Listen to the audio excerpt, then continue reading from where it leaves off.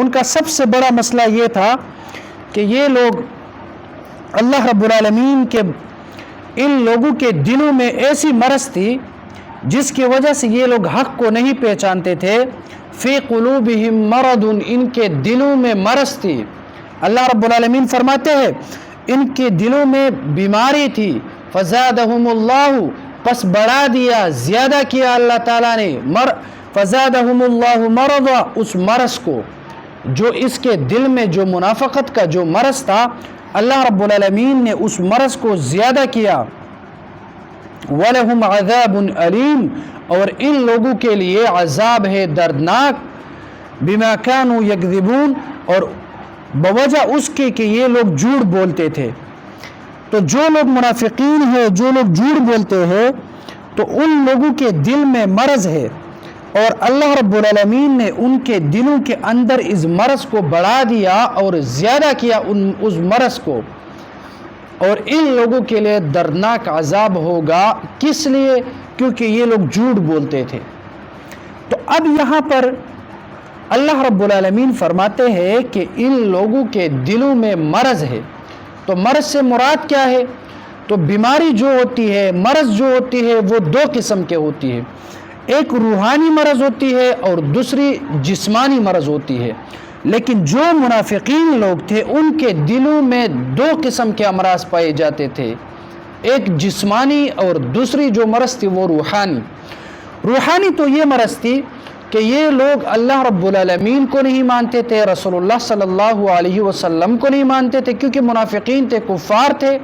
اور اس سے بڑی مرض کیا ہو سکتی ہے کہ جس ذات نے آپ کو پیدا فرمایا آپ اس ذات کے وجود کا انکار کرے. جس ذات نے آپ کو زندگی عطا کی آپ اس ذات کو چھوڑ کر ایک بت کے سامنے سجدہ کرے. جس ذات نے آپ کو زندگی دی اور رزق دیا اور آپ کو رہنے سہنے کے لیے دنیا عطا کی، آپ اس ذات کو چھوڑ کر اپنے ہاتھوں سے پتھر کو تراش کر اس بت کے سامنے سجدہ کرتے ہیں. تو اس سے بڑی مرض کیا ہو سکتی ہے؟ ایک تو یہ ہے. اور دوسری جو جسمانی بیماری ہے وہ یہ ہے کہ یہ لوگ رسول اللہ صلی اللہ علیہ وسلم کے ساتھ جو منافقت کرتے تھے اور مسلمانوں کے ساتھ جو منافقت کرتے تھے، تو ان لوگوں کو ہمیشہ اس بات کا خوف ہوتا تھا کہ کہیں ہمارا یہ راز نہ کھل جائے کہ ہم دل میں ایمان نہیں رکھتے اور بظاہر ہم ایمان کے نعرے لگاتے ہیں. تو ان کے دل میں ہمیشہ یہ خوف رہتا تھا کہ کہیں ہمارا یہ جھوٹ اور ہماری یہ دگلاپن جو پالیسی ہے یہ ظاہر نہ ہو جائے. تو جس کی وجہ سے یہ سوچتے تھے، اور یہ سوچنا بھی زیادہ بیماری ہوتا ہے جس سے انسان ڈپریشن کا شکار بن جاتا ہے. اور ان کے دلوں میں ہمیشہ یہ ڈر تھا کہ کہیں ہمارے یہ جھوٹ لوگوں کے سامنے نہ آ جائے. جتنا جھوٹا انسان بھی ہو تو وہ اپنے جھوٹ کو چھپانے کے لیے بڑی کوشش کرتا ہے. جتنا بڑا گناہگار انسان ہوتا ہے، چاہے وہ شرابی ہو یا چاہے وہ زانی ہو یا چاہے وہ ظالم ہو، تو ظالم اپنے ظلم کو چھپانا چاہتا ہے اور شرابی اپنے شراب نوشی کو چھپانا چاہتا ہے. لوگوں کے سامنے کبھی بھی کوئی اپنے گناہ ظاہر کرنا نہیں چاہتا ہے. تو اسی طرح ان لوگوں کے دلوں میں بھی یہ خوف تھا اور یہ ڈر تھا کہ کہیں ہماری یہ منافقت کھل کر صحابہ کرام اور رسول اللہ صلی اللہ علیہ وسلم کے سامنے نہ آ جائے. تو یہ منافقین کی بڑی صفت تھی کہ ان کے دلوں کے اندر بیماری تھی. اب یہ بیماری اللہ رب العالمین زیادہ کیسے کرتا ہے؟ تو وہ ایسے کہ ان لوگوں کو دیکھا جائے تو ان لوگوں کے دل میں بیماری یہ تھی کہ جب کوئی ایمان لاتا، جب رسول اللہ صلی اللہ علیہ وسلم کے صحابہ کرام بڑھتے جاتے، لوگ ایمان لاتے اور اسلام میں داخل ہو جاتے، تو یہ منافقین دیکھ کر ان کو حسد کی بیماری لگ جاتی تھی اور لوگوں کا جوق در جوق اسلام میں شرکت کرنا، ان لوگوں کو اس سے تکلیف ملتی تھی. تو ظاہر سی بات ہے کہ جب انسان ایک کام سے پریشان ہوتا ہے، مثال کے طور پر بعض ایسے لوگ ہوتے ہیں جو کسی کے پاس مال اور دولت کو دیکھ کر انسان حسد کرنے لگتا ہے اور یہ سوچتا ہے کہ بھائی یہ مال اس کے پاس کیوں ہے؟ تو جب وہ یہ سوچتا ہے اور اللہ ایسا کرے کہ اس کو 10% اضافہ اور مال بھی اس کو دے دے، تو تب اس بندے کے اندر تو سم آگ جل جائے گی کہ بھائی اس کے پاس تھوڑی مال تھی، میں پریشان تھا، اب اس کو اللہ تعالیٰ نے 10% زیادہ دی تو یہ انسان دل کے اندر زیادہ جلتا ہے، اس کو زیادہ تکلیف ملتی ہے۔ تو اسی طرح اللہ رب العالمین نے جو اسلام، جو دین، مذہب بھیجا تھا، رسول اللہ صلی اللہ علیہ وسلم کی دعوت سے کفار اپنے کفر کو چھوڑ کر اسلام میں داخل ہوتے تھے تو منافقین دیکھ کر ان کو زیادہ تکلیف اور مل جاتی تھی کہ بھائی ہم ان چند صحابہ کرام کے بارے میں پریشان تھے، اب تو اور لوگ بھی اسلام کی طرف آتے ہیں، تو اسی طرح اس کے دل کے اندر وہ بیماری میں اضافہ ہوتا جا رہا تھا۔ تو حسد کرنا یہ سب سے بڑی بیماری ہے، اور جب بھی کوئی انسان حسد کرتا ہے تو یہ کسی دوسرے انسان کا کچھ نقصان نہیں کرتے سوائے اپنے آپ کا۔ مثال کے طور پر اللہ رب العالمین نے اس عاجز آپ کو عزت دی ہے، شرافت دی ہے، مال دولت دی ہے، اولاد دیا ہے، اب یہ غریب اپنے گھر میں رہتا ہے، نہ اس مثال کے طور پر میں ہوں، میں اس کے ساتھ حسد کرتا ہوں، اب اس کو پتہ بھی نہیں ہے کہ بھائی میں اس کے ساتھ حسد کرتا ہوں، مجھے اس کی مال دولت، اس کے اولاد، اس کی زمین، اس کے گاڑیاں، اس کے بنگلے، اس کے کارخانے مجھے اچھے نہیں لگتے، تو یہ تو اس کو تو پتہ نہیں چلتا کہ بھائی میں اس کے بارے میں یہی سوچتا ہوں، وہ ہے عشرت کے ساتھ اپنی زندگی گزارتا ہے۔ اب دیکھیے اس کی مال زیادتی، اس کے اولاد کی زیادتی، اس کی جائیداد کی زیادتی دیکھ کر میرے دل میں آگ جلتا ہے، مجھے تکلیف ملتی ہے کہ اللہ نے اس کو اتنا کیوں دیا، وہ بیچارہ بے خبر ہے، تو اب اس کا نقصان کس کو ہوگا؟ مجھے ہوگا، مجھے تکلیف ملتی ہے، مجھے کیا ضرورت ہے میں اس کے ساتھ حسد کروں؟ مجھے ایسا کرنا چاہیے کہ اللہ تعالیٰ اس کے مال دولت میں اور اضافہ کرے اور اللہ تعالیٰ میرے مال دولت میں بھی اضافہ کرے۔ تو یہی مسلمانوں کا پیشوا ہے۔ حسد کرنا یہ بہت بڑی بیماری ہے، اور اس کی وجہ سے انسان اللہ رب العالمین کی نعمتوں سے پھر ناشکر ہو جاتا ہے، مایوس ہو جاتا ہے، تو انسان کفر کے حد تک بھی حسد کی بنیاد پر چلا جاتا ہے۔ حسد کی بنیاد پر انسان کے دلوں کے اندر ضد پیدا ہو جاتی ہے، اور ضد کی بنیاد پر، عناد کی بنیاد پر انسان حد سے تجاوز کر جاتا ہے۔ جیسا کہ ابو جہل جو تھے، ابو طالب، اسی طرح بڑے بڑے جو کفار تھے، ان کو پتہ تھا کہ بھائی رسول اللہ صلی اللہ علیہ وسلم حق پر ہے اور سچا نبی ہے، لیکن وہ ضد کرتے تھے، لیکن ان کے دلوں کے اندر حسد تھا کہ بھائی ہم کس طرح اپنی اس بات کو چھوڑیں گے۔ تو پھر جب حسد کی بیماری انسان کو لگ جاتی ہے تو انسان حد سے تجاوز کر کے گناہوں کا ارتکاب بھی کرتا ہے، حتیٰ وہ لوگ جن کو رسول اللہ صلی اللہ علیہ وسلم کے حق کا پتہ تھا، لیکن حسد اور ضد بازی کی وجہ سے وہ اسلام کو تسلیم نہ کر گئے۔ اسی طرح یہ منافقین جو تھے، انہوں نے رسول اللہ صلی اللہ علیہ وسلم کے معجزات بھی دیکھے تھے، انہوں نے رسول اللہ صلی اللہ علیہ وسلم کے بہت سے کمالات بھی دیکھے تھے، لیکن جس طرح یہ رسول اللہ صلی اللہ علیہ وسلم کے معجزات اور کمالات دیکھتے جاتے اس کے دلوں کے اندر تکلیف اور اضافہ ہوتا جاتا، لیکن اب رسول اللہ کو کوئی نقصان نہیں پہنچتا اس کی وجہ سے، بلکہ یہ لوگ اپنے آپ کو جہنم میں جگہ تلاش کرتے تھے۔ تو منافقت سے اللہ رب العالمین ہر انسان کو بچائے۔ تو اس کے بعد اللہ رب العالمین فرماتے ہیں وَلَهُمْ عَذَابٌ عَلِيمٌ، ان لوگوں کے لیے عذاب ہے، لیکن کوئی عام عذاب نہیں ہوگا بلکہ دردناک عذاب ہے۔ اللہ ان کے لیے عذاب کیوں ہے؟ اللہ فرماتے ہیں بِمَا كَانُوا يَكْذِبُونَ، اس بوجہ اس کے کہ یہ لوگ جھوٹ بولتے تھے۔ تو اب دیکھیں، جھوٹ یہ ایک چھوٹا گناہ ہے بنسبت منافقت کے۔ جھوٹ ویسے تو جھوٹ گناہ کبیرہ ہے، جھوٹ بولنا جائز نہیں ہے، لیکن منافقت کے مقابلے میں جھوٹ جو ہے وہ منافقت سے کم گناہ ہے۔ جو انسان اعتقادی منافق ہو تو وہ بڑا گناہ ہے، لیکن اللہ رب العالمین نے فرمایا کہ ان کو عذاب ہوگا دردناک بوجہ جھوٹ کے۔ ایسا نہیں فرمایا کہ بوجہ منافقت کے، نہیں، بلکہ فرمایا بوجہ جھوٹ کے۔ تو اس سے پتہ چلتا ہے کہ یہ جھوٹ جو ہے یہ منافقت کی پہلی سیڑھی ہے۔ جب انسان جھوٹا بن جائے، جب انسان کے دل میں جھوٹ بولنے کی عادت بن جائے تو انسان اس جھوٹ کی وجہ سے پھر منافقت کے حد اور درجے کو بھی پہنچ سکتا ہے۔ تو اس وجہ سے جھوٹ بولنے سے اپنے آپ کو بچانا انتہائی لازمی اور ضروری ہے۔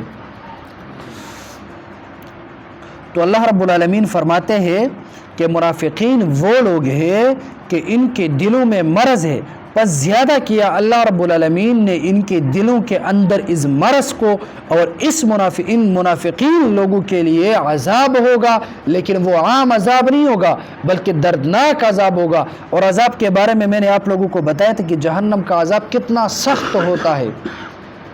یہ دنیا میں جو آگ ہوتی ہے، جہنم کی جو آگ ہے، وہ اس سے 70 درجے زیادہ حرارت اور گرمائش والی آگ ہوتی ہے، اور دنیا کی جو آگ ہوتی ہے وہ لوہے کو بھی پگھلا کر پانی جیسا بنا دیتی ہے۔ اب کوئی انسان یہ فیصلہ کرے، یہ انسان صرف اور صرف 1 منٹ آنکھیں بند کر یہ فیصلہ کرے کہ بھائی جہنم اور جنت حق ہے، میرا جہنم اور جنت پر عقیدہ ہے، اور مرنے سے انسان نہیں بچ سکتا، مرنے سے انسان نہیں بچ سکتا۔ دیکھیے اس دنیا میں ایسے لوگ موجود ہیں جو اللہ رب العالمین کے وجود کا انکار کرتے ہیں، ملحدین، کمیونسٹ، داہری جو لوگ ہوتے ہیں وہ اللہ رب العالمین کے وجود کا انکار کرتے ہیں۔ بعض ایسے لوگ ہوتے ہیں وہ اس قرآن مجید سے انکار کرتے ہیں، بعض ایسے لوگ ہوتے ہیں جو رسول اللہ صلی اللہ علیہ وسلم کی پیغمبری اور نبوت سے انکار کرتے ہیں۔ لیکن اس دنیا میں ایسا کوئی بھی بندہ نہ پہلے موجود تھا نہ آج موجود ہے جو موت سے انکار کر سکے۔ جتنے کفار بھی ہیں، جتنے بے دین لوگ ہیں، وہ سب لوگ بھی موت کو مانتے ہیں کہ موت کا آنا لازمی اور ضروری ہے۔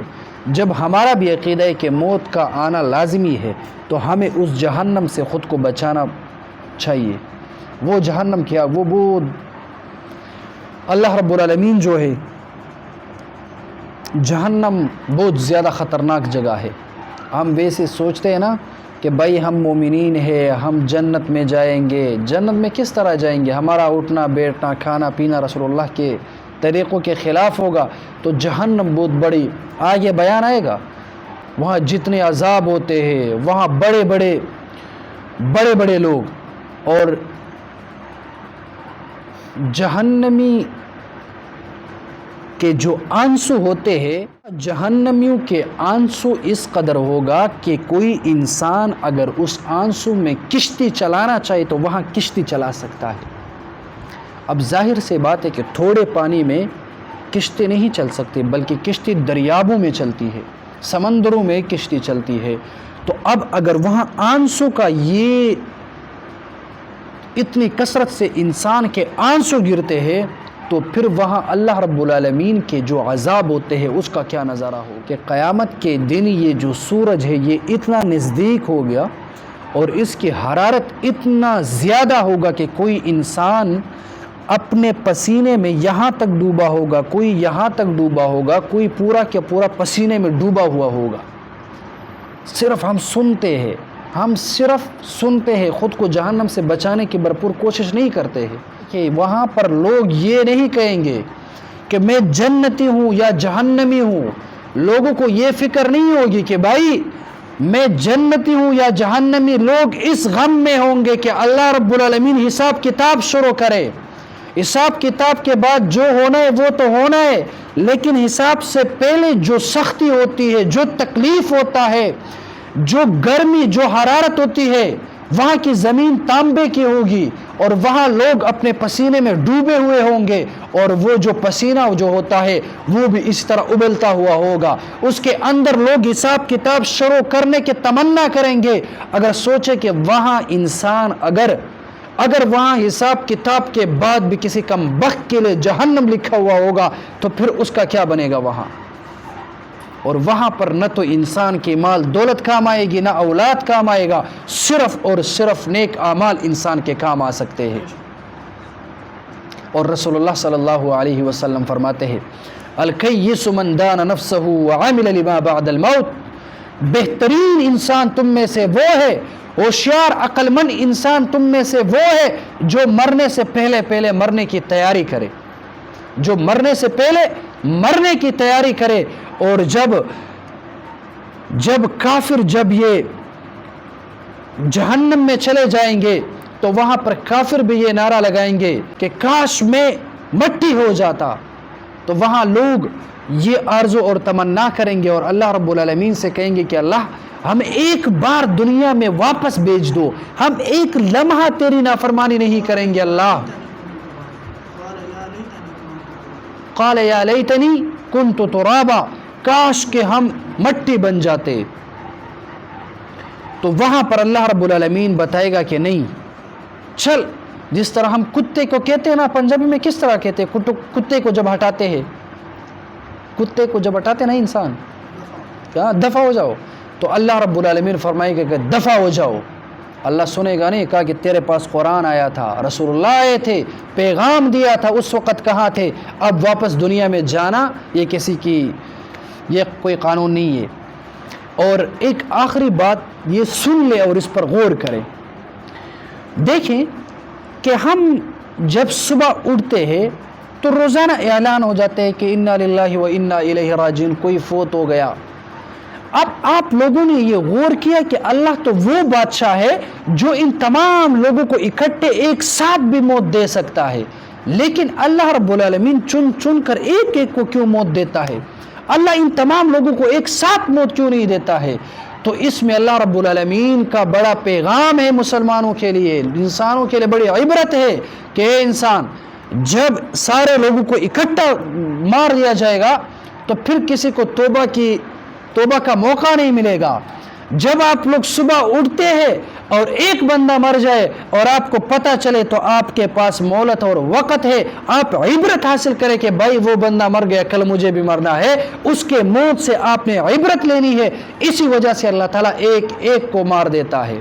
ایک دن کسی ایک کو مارنا, دوسرے دن کوئی دوسرا کا مر جانا, تیسرے دن کسی تیسرے کا مر جانا, یہ اکٹھے کیوں نہیں؟ اللہ کہتا ہے کہ ایک ایک کو مارتا ہوں تاکہ جو نیک لوگ ہو جائے وہ عبرت لے جائے اور اس کے مرنے سے وہ اپنے اندر ایمان کی حرارت کو گرما دے اور وہ اپنے اندر ایمان اور رسول اللہ کے طریقہ پر چلنے کی جو عادت ہے وہ بنائے.